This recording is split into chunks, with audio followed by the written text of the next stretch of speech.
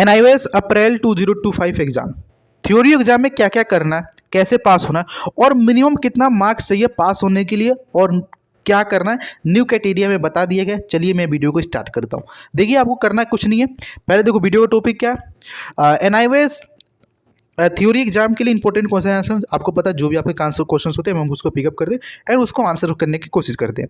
पहले आपको क्या करना भाई, एग्जाम फीस पेमेंट करने के बाद एग्जाम से एक हफ्ते पहले आपका हॉल टिकट आएगा, हॉल टिकट आपको डाउनलोड कर लेना, इस वेबसाइट जाकर डाउनलोड कर लेना, एनरोलमेंट नंबर फिलअप करना, ठीक हो जाएगा। NIOS थ्योरी एग्जाम कब कब होता है, देखो जनरली आपको पता होगा NIOS का जो थ्योरी एग्जाम होता है अप्रैल मई या फिर अक्टूबर नवंबर सेशन में होता है। और एक यार OD भी होता है, ऑन डिमांड, कहने के लिए ऑन डिमांड होता है, बाकी किसी तरह का कोई एग्जाम नहीं है, ऑन डिमांड एग्जाम होता है, दे सकते हो आप। भाई देखो NIOS का पैटर्न क्या होता है, कुछ कुछ ऐसे सब्जेक्ट होते हैं लाइक आपके थ्योरेटिकल सब्जेक्ट होते हैं, कुछ कुछ आपके लैंग्वेज सब्जेक्ट होते हैं, मैथ्स होते हैं, कुछ कुछ ऐसे सब्जेक्ट होते हैं जिनका क्वेश्चन पेपर जो होता है वो आपको 80 मार्क्स का आता है, और कुछ कुछ ऐसे पेपर्स होते हैं जिनका क्वेश्चन पेपर आपको 100 मार्क्स का आता है। अब बच्चों में कंफ्यूजन इस बात की होती है कि भाई हम 80 में से स्कोर कितना करके हम पास हुए, फिर 100 में से कितना स्कोर करके हम पास हुए। तो देखो मैं आपको एक चीज़ बताता हूँ, NIOS में क्या होता है, 0.8 का रूल चलता है। अगर किसी क्वेश्चन पेपर पे 100 नंबर लिखा हुआ है तो उसको क्या करेंगे, 0.8 से मल्टीप्लाई करके 80 बना देंगे, यानी कि आपका पेपर 80 नंबर का होगा, क्वेश्चन पेपर 100 नंबर लिखा रहेगा। आप 100 में से जितना भी स्कोर करिएगा 0.8 से मल्टीप्लाई कर दिया जाएगा। जैसे ही आप मान लो 20 नंबर स्कोर करते हो तो उसे 16 में कन्वर्ट कर देंगे 0.8 से मल्टीप्लाई करके, ठीक है। 80 नंबर का जो क्वेश्चन पेपर आता है वो आपको 0.8 से मल्टीप्लाई करके 60 नंबर का क्वेश्चन पेपर आपसे पूछा जाता है, 64 नंबर का होता है, आपको इसमें से मार्क्स दिया जाता है, ठीक है। मैं आपको एक चीज़ बताऊंगा, कॉपी भी देखना यार, थ्योरी एग्जाम में ना किसी बच्चे का 65 नहीं आएगा, आई गारंटी, जिसमें आपको प्रैक्टिकल और टीम है उसका नहीं आएगा, ठीक है। बाकी मैंने एक वीडियो बनाया था कि NIOS का मार्किंग स्कीम कैसे वर्क करता है, कैसे आपको 20 मार्क्स पे 16 मार्क्स दिया जाए, तो उसको जाकर देख लेना, ठीक है। पासिंग होने के लिए कितना क्राइटेरिया चाहिए होता है, देखो यार पास होने के लिए आपको मिनिमम 33% लाना ही लाना पड़ेगा। आप क्या कर सकते हो, अगर आपके पास 100 नंबर का पेपर है ना, तो आपको TME भी होगा, प्रैक्टिकल भी होगा, सॉरी TMA होगा और आपका थ्योरी एग्जाम होगा, तो उसमें आप 33% दोनों का एग्रीगेट ला लो तो आप पास हो जाओगे, वरना 33 से 1% भी कम हुआ गए आप। फिर NIOS कहेगा ला दे जो, पैसा लाओ, पेपर दो और आप ले जाओ। क्या NIOS के एग्जाम में चीटिंग पॉसिबल है? भाई ये क्वेश्चन आंसर करते समय मुझे बहुत ज़्यादा हंसी आती है, और ये कहने को है कि NIOS जो होता है चीटिंग को लेकर बहुत ज़्यादा स्ट्रिक्ट होता है। भाई सब CC टेबल का यूज़ किया जाता है, कुछ नहीं होता भाई। जब आप थ्योरी एग्जाम देने जाओगे तो बहुत सारे बच्चे क्या करते हैं, जिनके पास अच्छा खासा पैसा होता है, वो NIOS के जो स्टडी सेंटर्स होते हैं ना, जहाँ पे मतलब कि वो एग्जाम सेंटर होते हैं, उनको क्या करते हैं, पर सब्जेक्ट होता है 5 से लेकर 6,000 रुपये जो होता है उनको पकड़ा देते हैं। वो एग्जामिनर क्या करता है, 5 से 6,000 रुपये ले लेता है और उन बच्चों को एक अलग सेंटर में बैठा देता है और उनसे पेपर कंडक्ट करा लेता है। हमने एग्जाम दे रखा था, हमारे साथ भी ऐसा ही हुआ। क्या हुआ, एक हॉल में हम लोग बैठे थे, वो आया, उनका रोल नंबर लिखा हुआ था, 5-6 बच्चों को एक दूसरे कमरे में ले गया और उनका पेपर कंडक्ट करा लिया। अब इससे दिक्कत क्या हुआ, देखो इससे दिक्कत ये होगा कि अगर आपके सेंटर पे जैसे मान लो उन 5-6 बच्चों ने कॉपी किया था, तो NIOS क्या करेगा, उनका जो पेपर होगा ना, जैसे मान लो मेरा पेपर है ये, ठीक है, अब 80 नंबर का पेपर है, मैं 80 में से 75 नंबर ला रहा हूँ, भाई 80 नंबर 80 में से 80 ला रहा हूँ, तो NIOS को शक हो जाएगा कि भाई ये जो बंदा है जरूर चीटिंग करी है इसने, तो उसका पेपर क्या कर देगा, कैंसिल कर देगा, उसे UFM अनफेयर मीन्स में डाल सकता है, रिजल्ट विथ होल्ड में डाल सकता है। इस केस में क्या होगा, आपको 1 साल वेट करना पड़ेगा, दोबारा आप एग्जाम फीस पे कर सकते हो। तो पहली बात ये चीज़ करना मत, और करते हो तो इन सब चीज़ों से बचना मत करना भाई, वरना UFM लग जाता है या फिर रिजल्ट आपका होल्ड किया जाता है तो आपको दिक्कत हो सकती है, पैसे भी दोगे, दिक्कत भी होगा और 1 साल वेट भी करना पड़ेगा, तो इन सभी दिक्कत हो सकती है।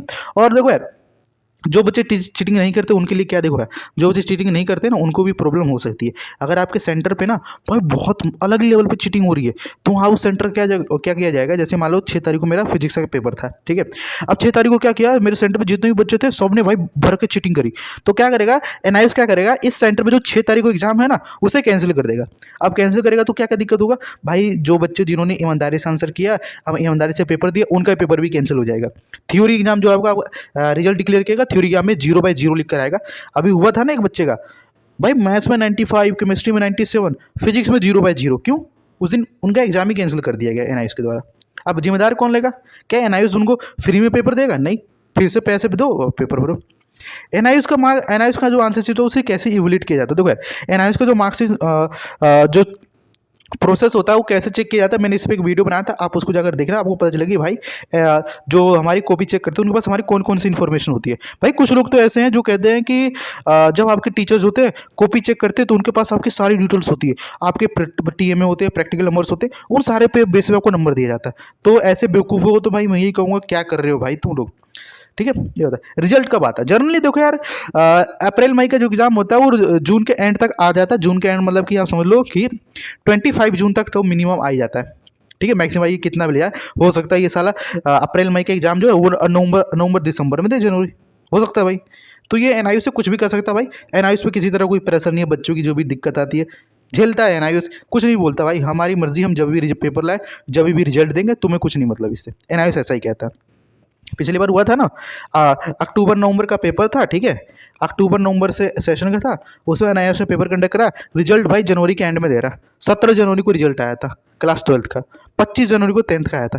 भाई कोई टाइम है, तुम साला साल खत्म होने पे रिजल्ट दे रहे हो। अभी देखो पेपर जो होगा ना ये अप्रैल मई का, आई ग्रांटेड जून के एंड से पहले नहीं आने वाला रिजल्ट, और मैं इस पर वीडियो बनाऊंगा, ठीक है।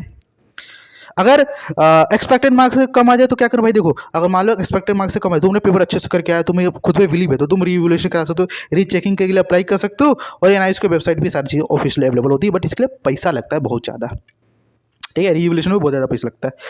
क्या NIS के मार्क्स को रेगुलर स्कूल के बराबर होते हैं, क्योंकि क्या लिखा है NIS के मार्क्स रेगुलर स्कूल के बराबर होते हैं। हाँ, NIS के जो मार्क्स होते हैं ना, मार्क्स सर्टिफिकेट जो होता है वो NIS CBSE ICSE board level के बराबर होते हैं। बट ये कहने की बात है, आप कहीं पर भी जाइएगा कहिए कि भाई मैं NIS से 12th कर रखा हूँ, वो आपको कहेंगे भाई तू कमजोर बच्चा था, तू फेल हो गया था अपने बोर्ड से, इसलिए NIS में आ गया, ये लोग कहेंगे। तो लोगों के कहने से आपको कुछ दिक्कत नहीं लेना, ठीक है। NIS के जो एग्जाम होगा उसमें आपके जो स्ट्रेस होंगे उसको कैसे दूर करना है, तो भाई देखो यार, प्रॉपर शेड्यूल बनाए, टाइम टेबल को फॉलो करें, एग्जाम से पहले अपना टेस्ट ले जिसमें आपको ये सारी चीज़ें होगी, ठीक है। कुछ चीज़ें होती है जो NIS के एग्जाम सेंटर पर देखी जाती है। अगर टाइम पर आंसर शीट ना दिया जाए और एग्जाम सेंटर को कोई प्रॉब्लम होती है तो क्या करेंगे, लिखने को मैंने लिख दिया कि आप क्या कर सकते हो भाई, NIS के जो ऑफिसर्स है रजिस्टर सेंटर उनको कंप्लेन कर सकते हो, बट वो लोग यही कहेंगे भाई हम देख लेंगे, आप जाकर पेपर दो, बस यही कहेंगे। बाकी हैंडल आपको करना, आपको उनसे रिक्वेस्ट करना, बाकी ये सारी चीज़ आपको देख लेना, ठीक है। तो मैं भगवान से ये दुआ करूँगा कि यार आपका एग्जाम अच्छा जाए, किसी भी तरह कोई प्रॉब्लम ना हो। तो हम मिलते हैं किसी नेक्स्ट वीडियो में नेक्स्ट टॉपिक के साथ, तब तक के लिए जय हिंद।